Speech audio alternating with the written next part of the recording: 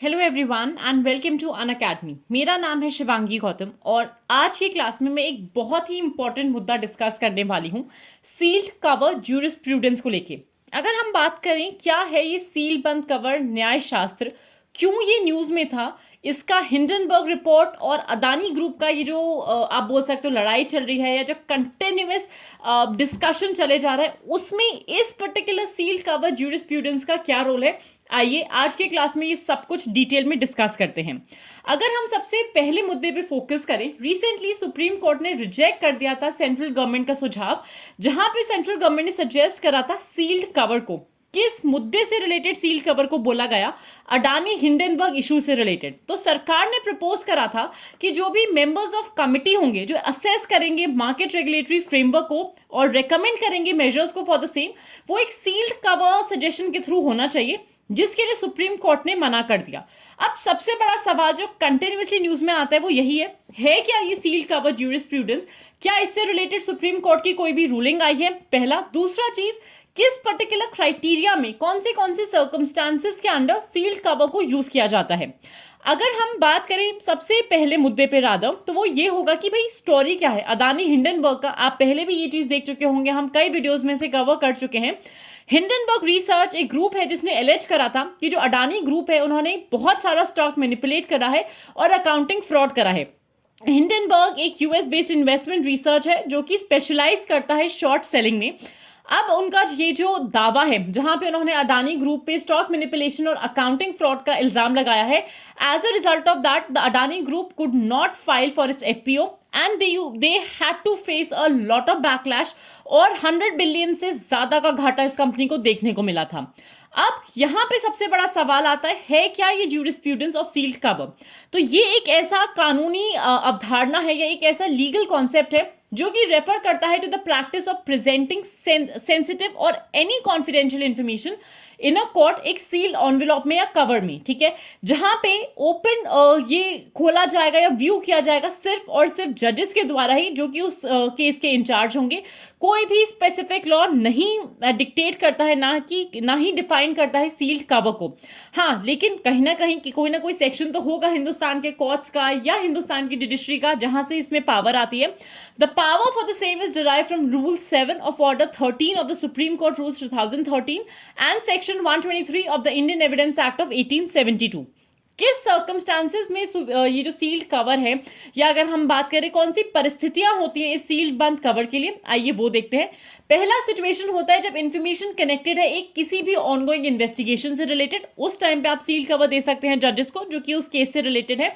और या फिर सेकंड सिचुएशन आएगा जहां पे पर्सनल या कॉन्फिडेंशियल इंफॉर्मेशन है जिसके डिस्क्लोजर की वजह से किसी भी इंडिविजुअल की प्राइवेसी को वायलेट किया जा सकता है, या फिर there could be particular example of a breach of trust. इन दोनों ही सिचुएशंस में सील्ड कवर जो सर्कमस्टांसेस है या सील्ड कवर के द्वारा जो इंफॉर्मेशन पेश की जाएगी वो अलाउड होती है। इश्यूज क्या क्या रिलेटेड हैं सील्ड कवर ज्यूरिस्प्रूडेंस से? क्यों बोला जाता है कि न्याय शास्त्र में अगर हम सील्ड कवर की बात कर रहे हैं ये 100% फूल प्रूफ क्यों नहीं है? पहला, पारदर्शिता का अभाव। There is a lack of transparency because you don't know what is in that sealed envelope. आपको नहीं पता क्या पेश किया जा रहा है जजेस के सामने। डिस्पैरेट एक्सेस होता है, अलग पहुंच होती है। Again, the people who have the great amount of resources, हो सकता है वो कोई ऐसा सोर्स लगा दे, लिंक लगा दे, they could come up with information which could be very intimidating, very harmful to a particular case. Limited opportunity होती है रिस्पॉन्ड करने के लिए, प्रतिक्रिया देने का सीमित अवसर होता है। You don't even know sealed cover में है क्या, तो आप रिस्पॉन्ड किस चीज के बेसिस पे करोगे? अब्यूज हो सकता है उन लोगों का who do not have equal access, या हो सकता है जिनके पास probably the good resources are not available at their disposal। Interference होता है फेयर ट्रायल के साथ, हो सकता है निष्पक्ष सुनवाई ना हो पाए, हो सकता है जजेस का एक बायस आ पाए, और आर्बिट्ररी नेचर होता है, मनमाना स्वभाव है, हो सकता है जजेस को मानना होगा, वो they can allow for it to happen, या जजेस मना भी कर सकते हैं कि नहीं हम इस चीज को लेके या हम इस पे फोकस में नहीं लेकर आ रहे हैं। As a result of that अगर हम सील्ड कवर ज्यूरिस्प्रूडेंस की बात करें, it is not a 100% foolproof plan. क्या सुप्रीम कोर्ट में क्या क्या टिप्पणियां हुई हैं, कौन से इंपॉर्टेंट केसेस हैं with respect to sealed cover, आइए देखते हैं। P Gopal Krishnan versus state of Kerala का केस था 2019 का, जहां पे दस्तावेजों के खुलासे के लिए ये बोला गया कि अक्यूज्ड इज कॉन्स्टिट्यूशनली मैंडेटेड हर संवैधानिक रूप से अनिवार्य होता है ये कि आप दस्तावेजों का खुलासा कीजिए। Even if the investigation is ongoing, जो भी डॉक्यूमेंट्स है वो पेश किए जाने चाहिए, because it could lead to a breakthrough in the investigation. तो सील्ड कवर का कॉन्सेप्ट 2019 के इस रूलिंग में तो हटा दिया गया।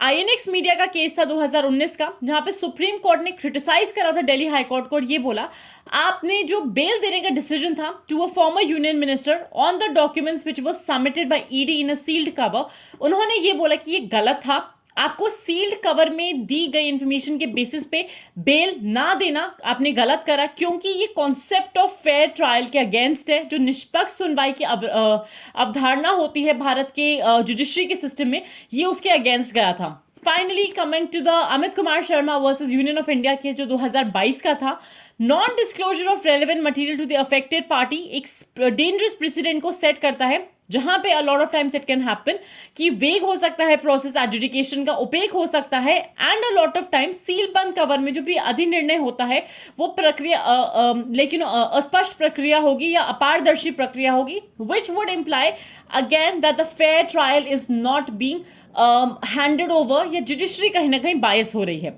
सो आज की क्लास में मेरी तरफ से बस इतना ही। Before I wind up, a super quick reminder about the new batches जो हमने यूपीएससी के अनस्टॉपेबल्स के थ्रू स्टार्ट करे हैं।